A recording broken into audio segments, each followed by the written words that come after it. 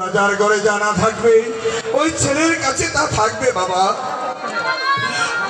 দয়াল দরদি, আজ যদি আমি দেশে থাকতাম তাহলে তো এই ছেলে আমারও হতে পারত। দরদি ভাই গাজী, এখন আমি কি করি? ভাই গাজী, তুমি তোমার ভক্তর মনোবাসনা পূর্ণ করো, তা না হলে সে মনে বড় কষ্ট পাবে। ভাই এই কাজ তো আমার নয়, এই কাজ তোমার। ভক্ত শুধু আমার নয়, ভক্ত তো তোমার। ভাই গাজী, তাহলে আমাদের ভক্ত মানিক ধ্বংসকে একবার স্মরণ করো, সে হয়তো এই কাজটা করে দিতে পারবে। কোথায় মানিক হংস? কোথায় মানিক হংস?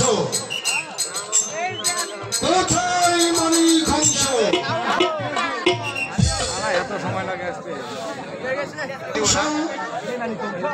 তুমি জামালকে নিয়ে তার নিজ বাড়িতে যাবে। তার জন্য তোমাকে 9 দণ্ড সময় দেওয়া হলো। 3 দণ্ড যাইতে, 3 দণ্ড আসিতে, আর বাকি 3 দণ্ড সময় জামালের বাড়িতে অপেক্ষা করিবে।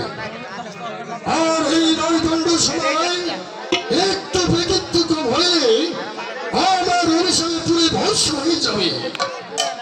সবাই কালো, আমরা এখন আমাদের আশ্রমে চলে যাই। ভাই ইল্লাল্লাহ ইল্লাল্লাহ ইল্লাল্লাহ।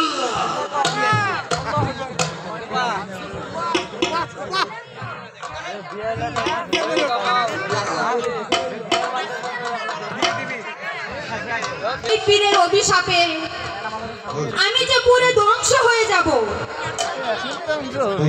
এখন এই সাতানের কাপড় দিয়ে